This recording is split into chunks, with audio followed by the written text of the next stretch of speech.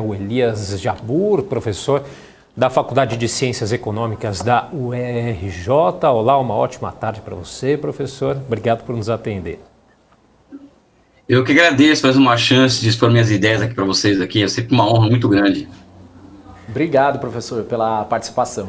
Bom, vamos começar aí pelo assunto mais quente do dia, né, professor? Que é essa questão envolvendo a Coreia do Sul e os Estados Unidos aí, que fizeram um exercício militar, né, disparando esses 8 mísseis aí, logo no início dessa segunda-feira, lá no largo da costa oriental da Coreia do Sul, após a Coreia do Norte ter lançado, então, mísseis balísticos de curto alcance ontem, né, no domingo. Qual que é o objetivo, então, dessa ação? Quais as possíveis consequências aí que isso pode trazer? Eu acho que o recado não é nem para a Coreia do Norte, ou seja, esse recado que dessa operação conjunta a Coreia dos Estados Unidos não tem nenhuma relação com os testes que a Coreia do Norte fez de mísseis balísticos. Evidentemente que a Coreia do Norte entrega uma justificativa para se fazer esse tipo de operação conjunta. Mas o recado é para a China, né? Isso é muito evidente que os americanos estão tentando formar um bloco de países ali no entorno chinês, que envolve Coreia do Sul, já envolve Austrália, envolve Japão, envolve essa tentativa de enquadrar Taiwan, por exemplo, nesse esquema, apesar de Taiwan ser parte da China. Então o recado aí é abertamente para a China, não é para a Coreia do Norte. A Coreia do Norte é um país que, me desculpe, não faz mal a ninguém, vamos dizer assim, ela não tem nem capacidade de fazer mal a alguém. Né? Ou seja, o recado dos americanos é para a China abertamente, eu acho, né? Ou seja, tem aí um recado mais forte aí para a China, né? Para tá a questão aí de Taiwan. Ou seja, para mostrar tanto também para a Coreia do Norte que os Estados Unidos tá firme e forte aí, que não tá dormindo nessa conversa toda como muita gente está achando, né? Não, é muito pelo contrário. Desde o governo Barack Obama, por exemplo, que ele coloca a Ásia como o necessário vetor da política externa americana a partir de então, que os americanos vêm elevando a sua presença na Ásia, né?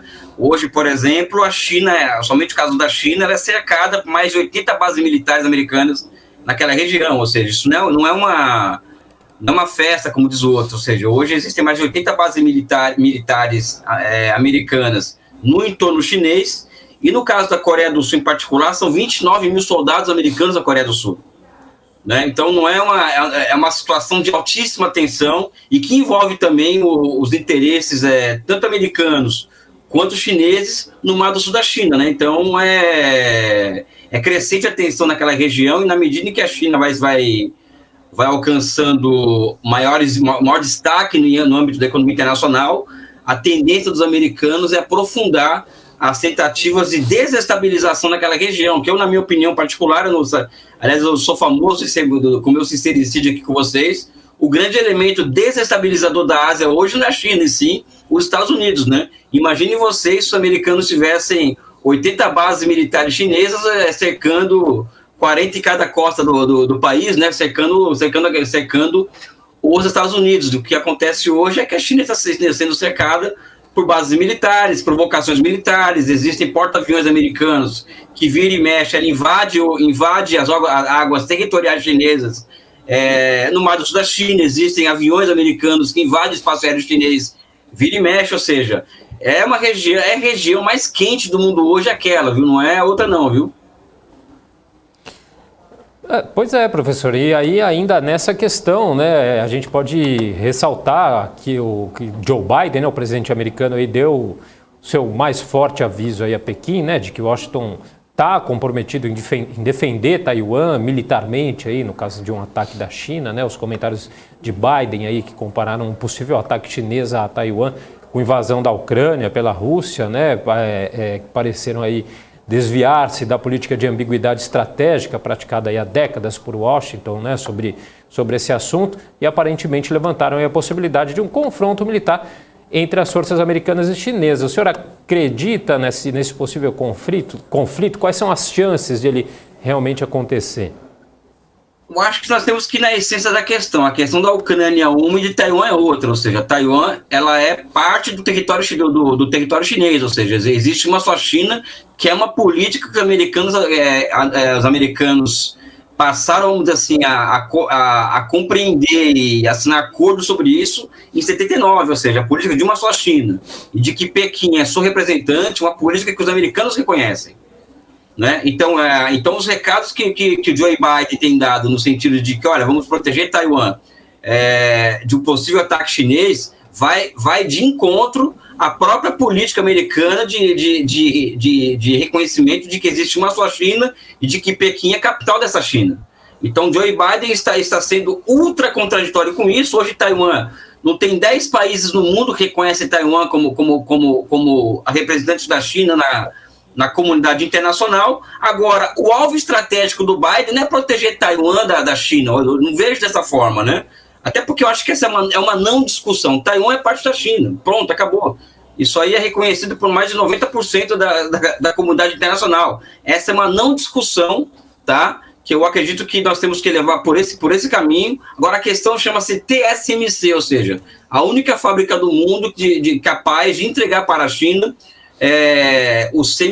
entregar para a China os semicondutores de 7, 9 e 11 de 5, 7 e 9 nanômetros, e ela se encontra em Taiwan atualmente. Então, isso significa que o interesse dos americanos é barrar o acesso chinês às tecnologias da qual a TSMC tem controle, né? Esse que é o X da questão quando envolve Taiwan e Estados Unidos. Agora, professor, a China, em contrapartida, ela afirmou na última quinta-feira que o país se opõe firmemente a todas as formas de interação oficial com a região de Taiwan por países que têm laços diplomáticos com a China. Em mensagem aí que eu acredito que foi direta para os Estados Unidos. Durante uma entrevista coletiva, o porta-voz do Ministério das Relações Exteriores da China disse que Pequim rechaça, inclusive, negociações ou acordos com implicações de soberania e de natureza oficial. Essa postura da China, ela pode abalar aí as relações diplomáticas? Não, as relações diplomáticas entre China e Estados Unidos já estão abaladas há muito tempo, desde que Donald Trump, por exemplo, ele começa com essa guerra comercial / tecnológica, ou seja, eles percebem que a China estava alcançando um grau de soberania tecnológica e alcançando os americanos nas chamadas tecnologias de informação, que são as tecnologias mais sensíveis do mundo de hoje e que tem os semicondutores como núcleo disso daí, né? Então o Donald Trump decidiu dar um basta nisso, né? Só que o Joe Biden elevou o grau da pressão a uma pressão militar sobre a China, ou seja, não é somente uma questão comercial e tecnológica. Hoje, o Joe Biden, por exemplo, ele descarrega armas em Taiwan, assim como a OTAN descarrega armas na Ucrânia. Então, é uma política que os americanos não admitem negociação em relação a isso. E os chineses também não admitem negociação em relação à sua soberania. Imagine vocês, por exemplo, se hoje o Brasil ou qualquer outro país do mundo, ou a China, tendo em vista que Porto Rico, por exemplo, é um território que, apesar de ser parte dos Estados Unidos, existe grandes parcelas da população de Porto Rico que não aceita ser parte dos Estados Unidos, se a China passa a ter uma relação militar aberta com Porto Rico, por exemplo. Eu acho que nós temos que fazer o exercício de observar o que poderia acontecer caso um fizesse com o outro fazendo com o outro, né? Ou seja, os americanos estão armando o Taiwan, falando que vão proteger Taiwan militarmente. Imagine vocês, se fosse a China que estivesse cercando os americanos com bases militares e também promovendo acordos militares com forças separatistas de Porto Rico. Ou seja, eu acho que esse é o X da questão, né? E o que tem pegado aí muito nos últimos dias também, professor, essa questão econômica na China, né, sendo influenciada aí pela política de Covid-0, né? O enfraquecimento aí do vírus no país impacta, né? De que forma aí no mercado chinês, né? Esse cenário da economia chinesa está se reerguendo após esse período de quarentena total?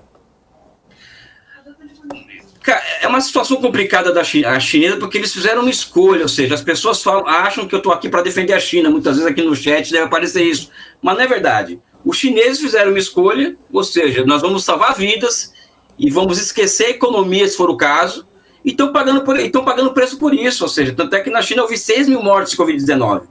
enquanto nos Estados Unidos houve 1 milhão. E é evidente que vai ter alcance na economia isso daí. A China hoje corresponde a 19% da economia internacional. E é evidente que tanto a China quanto o mundo vai sofrer o impacto de uma escolha chinesa. Ou seja, a China, ao invés de escolher a morte de 7 milhões de chineses, que seria o que teria morrido caso eles tivessem tido a mesma política que os americanos tiveram com relação ao Covid, eles preferiram, olha, vamos parar tudo, onde aparecer surtos de Covid, vamos parar, né, para enfrentar esse problema. Só que o problema hoje é que houve um surto de Ômicron em Xangai, que é o principal hub industrial do país. E, evidentemente, que você paralisar Xangai por 70 dias traz impactos para a economia chinesa e internacional muito grandes, ou seja, as vendas ao varejo caíram 11%, né, no último trimestre. Né? Ou seja, eles estão pagando um preço alto pela escolha que eles fizeram. Agora, por um outro lado, a China ela consegue ter mecanismos de enfrentamento a esse tipo de questão, a esse tipo de contradição que o Ocidente já não tem mais. Por exemplo, a China pode, por exemplo, lançar um pacote fiscal, como está lançando, de 2,5 trilhões de dólares para a elevação da demanda em obras de infraestrutura. Hoje, qualquer país do Ocidente é capaz de fazer isso. Né? Ainda mais, por exemplo, vamos pegar aqui o caso do Plano Biden. O Plano Biden prevê investimentos, previa, né? Porque está acabando, né? Já ninguém mais fala nisso, né? Investimentos de 1,5 trilhão de dólares, né? Ou seja, isso foi, até agora não aconteceu muito pouca coisa, por conta das vicissitudes da política norte-americana, enquanto que a China ela tem a liberdade de lançar a mão de pacotes fiscal que coloca no bolso para o Biden, ou seja, para poder enfrentar essas questões que envolvem os resultados negativos vindos da política de Covid-0. Então, a China ela consegue ter, diferentemente das economias capitalistas centrais, uma série de mecanismos fiscais, monetários, etc., para poder enfrentar esse tipo de questão. Aqui no Ocidente, isso já não é coisa do passado. Exemplo aqui, um dado que não é uma opinião minha, é um dado, ou seja, 94% do dinheiro que sai dos bancos chineses para as empresas chinesas são aplicadas em produção de bens. Enquanto que nos Estados Unidos, 100%, de cada 100 dólares que vai para alguma empresa americana, somente 20 é aplicado em atividades produtivas, ou seja, 80% é aplicado em derivativos, renda financeira, etc. Ou seja, então, existem diferenças entre as duas economias que devem ser levadas em consideração quando se defrontamos com um mundo em que existe, um lado, uma guerra na Ucrânia, que está prejudicando absurdamente a economia americana, e também existe as consequências da política de Covid-0 na China, que são consequências ruins para a China e para o mundo, né? Você respondeu até uma pergunta que eu ia fazer justamente sobre essa questão de aguentar financeiramente, né, essa situação. Mas no caso, por exemplo, da China estender isso por mais tempo, e tem cara de que vai estender por mais um pouco, eles conseguem segurar isso por quanto tempo, professor? Então, a questão é a seguinte, Pequim e Xangai já tá, por exemplo, Pequim não registrou nenhum caso, eu vi hoje uma notícia que Pequim não registrou nenhum caso de Covid nas últimas 24 horas, e Xangai já está se abrindo, lentamente, mas está se abrindo, né? Até quando eles aguentam isso? Eu acho que eles aguentam por quê? Porque a China tem uma característica, eu acho que o problema dos analistas, por exemplo, aqui no Ocidente, é que quando você analisa a China como uma economia convencional, ou seja, uma economia onde o núcleo produtivo dela e financeiro é o setor privado, só que na China não é. É o setor público da economia que comanda, que é o carro-chefe da economia. E se você tem bancos estatais provendo moeda fiduciária para empresas estatais executarem grandes empreendimentos, né, eu acredito que a China tem uma capacidade de resiliência muito maior do que os países ocidentais para enfrentar esse tipo de questão. Ou seja, são dois pontos que eu trago aqui. Propriedade pública dos meios de produção sobre a grande produção e a grande finança, não é? E também e essa grande finança entregando dinheiro, uma moeda fiduciária, ou seja, nós falamos de dívida pública na China, chega a ser uma piada, porque é banco estatal emprestando moeda fiduciária para o Banco Estatal Chinês fazer obras, né? Então, eles têm uma capacidade de resiliência muito maior do que os países ocidentais para enfrentar esse tipo de crise, né? Até quanto tempo isso? Eu não sei te dizer, até porque a China nunca passou por uma situação como essa, em que a economia tem que se manter em pé a partir de imensos financiamentos públicos na infraestruturas, por exemplo, né? Mas é uma capacidade absurda de enfrentamento que eles conseguiram construir, né? Ou seja, eles construíram uma economia de prontidão, vamos dizer assim, para enfrentar esse tipo de questão, né? Enquanto o Ocidente abandonou a economia produtiva, a economia que produz bens e serviços em prol da financiarização, a China se concentrou em construir uma verdadeira máquina de produzir bens, né? Ou seja, bens tanto de bens, valores de troca, né? Ou seja, bens mercantis, quanto valores de uso. Ou seja, a China hoje ela tem uma capacidade imensa de construção de infraestruturas que nenhum país do mundo tem, né? Lembra que a China, nos últimos 20 anos, construiu 40 mil quilômetros de trem de alta velocidade e vai construir mais 10 mil até 2025, ligando as cidades, todas as cidades com mais de 500 mil habitantes, né? Então, acho que a gente tem que ter profundidade para entender por que eles conseguem isso e o Ocidente não consegue. Ou seja, os americanos estão com as suas infraestruturas destruídas há mais de 15 anos, né? Enfim, os problemas da economia mundial, acho que os problemas passam pela China, as soluções passam pela China, mas nós temos que observar as escolhas que o Ocidente fez nos últimos 40 anos, para entender como que esses grandes processos que nos desafiam hoje funcionam, né? E o que explica, né, professor, esse poder de infraestrutura interna, né, da China, né? Essa questão levantada pelo senhor. O que explica, eu acho que a explicação, vamos pegar aqui um dado, né? A China construiu em 40 anos, não 20, 130 mil quilômetros de trens de alta velocidade. Desculpa, trem comum, trem. Não, alta velocidade foi 40 mil em 20 anos. A Índia construiu só 4 mil. Os americanos em 0. Né? O que explica isso? Eu acredito que os chineses eles fizeram escolhas racionais em termos de economia, né, que é construir uma capacidade produtiva para enfrentar a questão da conexão regional, da conexão, da transformação da China em uma economia continental, né? Então, o objetivo do governo chinês, no início da década de 90, já era de chegar nos anos 2000 com uma economia continental interligada por trens, rodovias, etc. Para isso, eles investiram fortemente em grandes empresas capazes de fazer isso, em grandes empresas de engenharia, né?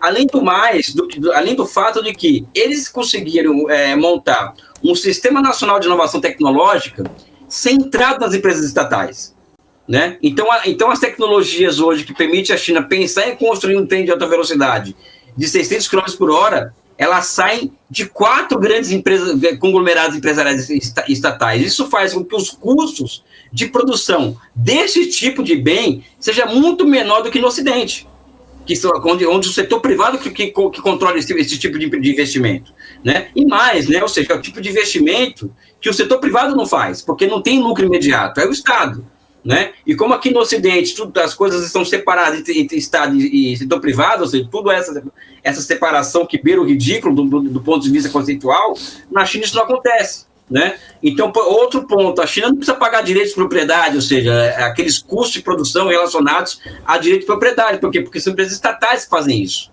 né? Então, existe uma série de mecanismos institucionais que a China conseguiu construir nos últimos 40 anos que a permitem ter uma margem de manobra imensa diante de grandes desafios, né? Ou seja, não é uma questão de defender a China ou falar mal da China, é observar o que eles entregam, né? Essa que é a verdade, né? E pensando bem, né, até a década de 90, a China era uma das populações mais pobres do mundo, né? Isso faz parte da história, isso é fato. E eles se organizaram para isso, né? Se organizaram tanto que acabaram aí se transformando numa potência. Tanto que alguns historiadores falam que naquela época era tão ruim a situação da China que eles eram comparados até a países africanos que hoje, né, estão num patamar bem trágico, né? É duvidoso isso, porque a Unicef, por exemplo, e a Organização Mundial da Saúde, elas colocaram que a China, em 1980, era um país pobre, mas não miserável, ou seja, Organização Mundial da Saúde, né, o Elias, tá? E em 80, a China era o país mais igualitário do mundo, né? O que acontece é que a China tinha um padrão de vida muito baixo na década de 80, do final da década de 70, até a década de 90. Mas ela tinha construído entre o período 49 e 78 uma base produtiva razoável que permitiu que a China desse esse salto a partir de 78. Ou seja, nada caiu do céu em 78, né? Eu acho que, vou dar um exemplo aqui, o metrô de Pequim, por exemplo, que o metrô nós sabemos que é uma obra que é complexa, ou seja, o metrô de Pequim, ele é uma obra fundada em 75, ou seja, a linha 1 do metrô de Pequim é de 1975, ou seja, anterior às reformas econômicas. E isso com engenheiro chinês, trilho chinês, trem chinês, escadas rolantes chinesas, ou seja, eles tinham indústria siderúrgica pronta no final da década de 70. A China, em 71, lançou satélites artificiais ao espaço, ou seja, isso demanda um acúmulo de ciência e tecnologia razoável. Em 64, ela fez o primeiro teste com a bomba nuclear, né? Então, a China tinha acumulado algo anterior às reformas, né, que permitiu que ela desse salto de qualidade. Evidentemente que a China era, sim, um país muito pobre, mas não um país, como se coloca muita vez, miserável e tal, ou comparado a qualquer país africano. Isso, nenhuma agência internacional, por exemplo, ela dá conta de mostrar que a realidade da China até 78 era essa, ou seja, falar que tinham padrões mínimos de consumo, ok. Agora, a miserabilidade que nós vemos nos países africanos, a China já tinha superado no final da década de 70. Né? Não quer dizer que a China não fosse um país pobre, muito pelo contrário. Né? Boa. Eu queria pegar um dado aqui que inclusive está no Valor Econômico de hoje, só um recorte aqui, já que a gente está falando de China, professor, dizendo o seguinte, né, que gastos de férias aí da China mostram recuperação lenta em curso, né? Dados de gastos de um fim de semana prolongado aí para celebrar o Festival do Barco do Dragão mostram uma queda de 12% na receita do turismo doméstico, né? As viagens e esses gastos começam a melhorar lentamente aí à medida que o país suspendeu algumas das restrições aí mais rígidas com relação ao coronavírus, né? Embora aí esse compromisso aí do governo aí com a Covid-0 torne difícil aí uma recuperação forte, né? Tem um outro dado aqui dessa segunda-feira que mostram que a recuperação dos gastos do consumidor, né, ainda deixam muito a desejar, né? O indicador aí de atividade de serviços mostra aí uma contração maior do que o esperado aí em maio, né, dado o tamanho aí dos danos das últimas semanas, né? E os economistas, só para finalizar, prevêem então um crescimento anual de apenas 4,5% aí abaixo da meta do governo de 5,5%. Olha, cá entre nós, uma economia hoje no mundo, crescer 4,5% em meio a essa turbulência internacional, eu não acho qualquer coisa. Eu, Elias, né, que já estudo a China já há 25 anos, e vendo que a China, o que a China tem feito e não feito, ou seja, eles pararam a economia praticamente de Xangai durante esse tempo todo aí, ainda crescer 4,5%, quando a meta era 5,5%, eu não acho qualquer coisa isso, né? Até porque existe um dado que eu acho que é interessante quando se fala muito, eu particularmente acho que o PIB chinês é cada vez menos uma métrica interessante de ser levada em consideração quando se fala em economia chinesa. Eu acho que a métrica mais interessante é a produtividade do trabalho, ou seja, se está aumentando ou diminuindo, e a geração de empregos urbanos, né? Ou seja, a China esse ano vai cumprir a meta, ou seja, eu acho que isso é muito mais importante do que o PIB em si, né? De gerar 11 milhões de empregos urbanos por ano, nesse ano. A meta são 11 milhões por ano até 2025. E nos últimos 10 anos foram 13 milhões de empregos urbanos por ano, ou seja, a China urbanizou quase 150 milhões de pessoas, contando 13 milhões com famílias, né, nos últimos 10 anos. Isso demanda, isso que eu queria chamar a atenção, porque a gente sair da superfície, né? Isso demanda uma capacidade de planificação da economia e coordenação do investimento estatal, que é algo que, na minha opinião, assim, é o ápice da inteligência humana, ou seja, você conseguir planejar, retirar 150 milhões de pessoas do campo para a cidade, 10 anos, e mais 60, 70 em 5, né, que é o que vai acontecer, Isso é um grau de capacidade de planificação da economia que eu acredito que seja o ápice da inteligência humana em matéria de desenvolvimento econômico, né? Evidente que a China é um país que tem imensas contradições. A desigualdade social chinesa é algo que, na minha opinião, chega a ser intolerável, inclusive, né? A desigualdade territorial também é algo que beira intolerável, né? Agora, eu acho que são questões que a história vão colocando para eles solucionarem, e eu acredito que a governança chinesa tem demonstrado, ao longo das últimas décadas, capacidade de enfrentar esses desafios, né? Perfeito. Perfeito. É isso, então. Professor Elias, muito obrigado aqui pelas explicações, obrigado aí, é sempre uma aula, a gente às vezes traz informação aqui e fala, opa, não é bem assim, e é por isso que a gente traz quem é especialista no assunto. Muito obrigado e obrigado pela aula. Não é nem isso, é que a gente muitas vezes é muito rótulo, né, porque eu não sou um cara que vou falar o que o senso comum da imprensa e tal, sobre a China, não consigo nem... E eu fico até assim honrado por um programa como o de vocês insistirem em chamar pessoas como eu, que tem uma opinião fora dos padrões convencionais, sobre uma realidade tão complexa como aquela, e tão estilizada, ou seja, a China, ela é tudo de ruim, a China, né? É uma coisa impressionante, né? Sabe? E as coisas não são muito preto no branco, né? Ou seja, eu acho que existe uma realidade complexa, né? E agradeço a vocês pela chance de estar aqui expondo um pouco do que nós acumulamos ao longo dos anos, né? Um forte abraço e continuo à disposição de vocês. Nós que agradecemos, professor. Muito obrigado, uma ótima tarde, até a próxima. Até a próxima. Valeu.